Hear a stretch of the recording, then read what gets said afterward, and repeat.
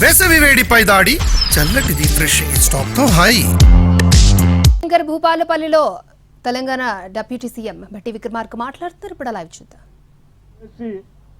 విద్యుత్ శాఖ అందించినటువంటి లెక్కలు ఈ స్థాయిలో చిన్న ఇంటరప్షన్ లేకుండా పెద్ద ఎత్తున కరెంట్ ఇస్తున్నటువంటి ఈ సందర్భంగా రాష్ట్ర వ్యాప్తంగా విద్యుత్ శాఖలో పనిచేస్తున్నటువంటి సిబ్బందిని సిఎండి దగ్గర నుంచి కింది స్థాయి లైన్ మెన్ వరకు కూడా నేను మనస్ఫూర్తిగా అభినందిస్తూ వారందరూ ప్రజా జీవితంలో ప్రజల కోసం పనిచేస్తున్నందుకు వారికి అభినందనలు ఈ సందర్భంగా తెలియజేస్తా ఉన్నాను. అంతేకాదు, కరెంట్ అనేది కనపడదు, కానీ కరెంటు లేకుండా ఉండలేము. ప్రతి ఉత్పత్తికి కరెంటు అవసరమే. కరెంటు కనపడకపోయినా, ఆగిపోయినా, ఇబ్బంది వచ్చినా తప్పనిసరిగా రిపేర్ చేసి కరెంటును వెంటనే అందించాల్సినటువంటి సిబ్బంది అనేక జాగ్రత్తలు తీసుకొని వారు పనిచేస్తున్నప్పటికీ అప్పుడప్పుడు ప్రమాదవశాత్తు కొద్దిమంది మరణిస్తూ ఉంటారు. ప్రమాదవశాత్తు కార్మికులు ఇబ్బంది పడుతూ ఉంటారు. అటువంటి వారికి భవిష్యత్తులో ఎటువంటి ఇబ్బంది లేకుండా ఉండటం కోసం ప్రమాదవశాత్తు ఏదైనా జరిగితే వారి కుటుంబాలు బజారు పడకుండా ఉండటం కోసం ప్రజాప్రభుత్వం, ఇందిరమ్మ ప్రభుత్వం, మన ప్రభుత్వం ₹1 కోటి ఇన్సూరెన్స్ లైన్ మెన్ దగ్గర నుంచి సిఎండి వరకు చేశాం.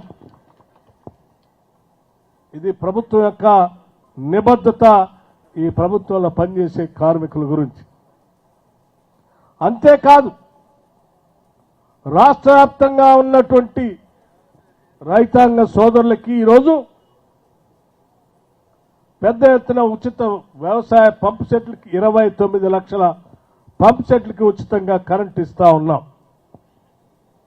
దానికి సంబంధించి ప్రతి సంవత్సరం 11,500 కోట్ల రూపాయలు వారి కోసం వెచ్చిస్తూ రైతుల పక్షాన రాష్ట్ర ప్రభుత్వం ఆర్థిక శాఖ, కరెంటు శాఖకి డబ్బులు కడతా ఉంది. ఇప్పటి వరకు పెద్ద ఎత్తున వారి కోసం దాదాపు 16,000 కోట్ల రూపాయల్ని విద్యుత్ శాఖకి రాష్ట్ర ప్రభుత్వం చెల్లించింది. అలాగే ఇప్పుడే నేను ఎక్కడున్నటువంటి సిఎండి గారిని అడిగాను, భూపాలపల్లి శాసనసభ నియోజకవర్గంలో ఉన్నటువంటి కుటుంబాలు, ఆ కుటుంబాలకు సంబంధించినటువంటి ఉచిత కరెంటు 200 యూనిట్ లోపల ఎంత ఇస్తున్నాం, ఎంత చేరుతా ఉంది అని అడిగితే 50,000 కుటుంబాలకి ఈ శాసనసభ నియోజకవర్గంలో 200 యూనిట్లు ఉచిత కరెంటు అందిస్తా ఉన్నాం. 50,000 కుటుంబాలకి ఉచితంగా ఈరోజు కరెంటు బిల్లు కట్టకుండా మీకు ఉచితంగా కరెంటు ఇస్తా ఉన్నాం. అలాగే ఈ రాష్ట్ర వ్యాప్తంగా ఉన్నటువంటి ప్రభుత్వ విద్యా సంస్థలన్నిటికి కూడా ఈరోజు ఉచిత కరెంటు ఇస్తా ఉన్నాం. గృహజ్యోతి కింద, విద్యా సంస్థలకు ఇచ్చే విద్యుత్ కింద, వీటన్నిటినీ కలిపి దాదాపు 13,992 కోట్ల రూపాయలు ఈ సంవత్సరం విద్యుత్ శాఖ, ఆర్థిక శాఖ నుంచి ఉచితంగా డబ్బులు కట్టే కార్యక్రమాన్ని తీసుకుంది. గత సంవత్సరం కట్టడమే కాకుండా ఇప్పుడు కూడా కట్టేటువంటి కార్యక్రమానికి నాంది పలుకుతూ ముందుకు పోతా ఉన్నాం. ఈ రకంగా రాష్ట్రంలో ఉన్నటువంటి విద్యుత్ సంబంధించి ఎప్పుడు ఎక్కడ అవసరం ఉన్నా కానీ ప్రభుత్వం వెనకడుగు వేయకుండా రాష్ట్ర ప్రజల కోసం ఆర్థిక శాఖ నుంచి కరెంటు శాఖ నిధులు కడుతూ నిత్యం కరెంటు ఇచ్చే కార్యక్రమాలను చేపడుతూ ముందుకు పోతున్నామని ఈ సందర్భంగా రాష్ట్ర ప్రజలకి, రైతాంగ సోదరులకి మాట చెప్పడమే కాకుండా మరొక విషయం కూడా నేను చెప్పదలుచుకున్నాను. ఈ ప్రభుత్వం అధికారంలో రాగానే 21,000 కోట్ల రూపాయలు రైతుల కోసం రుణమాఫీ కింద కేవలం 3 నెలల్లో వారి అకౌంట్లో జమ చేశాం.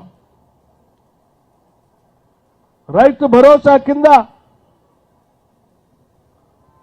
13,600 కోట్ల రూపాయలు జమ చేశాం.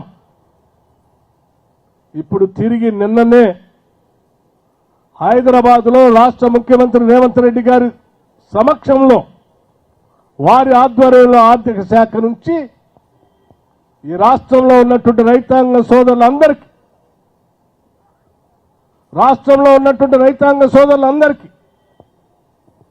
1,49,39,111 ఎకరాలకి పూర్తి స్థాయిలో రైతు భరోసా కేవలం 9 రోజులు వేసే కార్యక్రమానికి నిన్న నాంది పలికాం.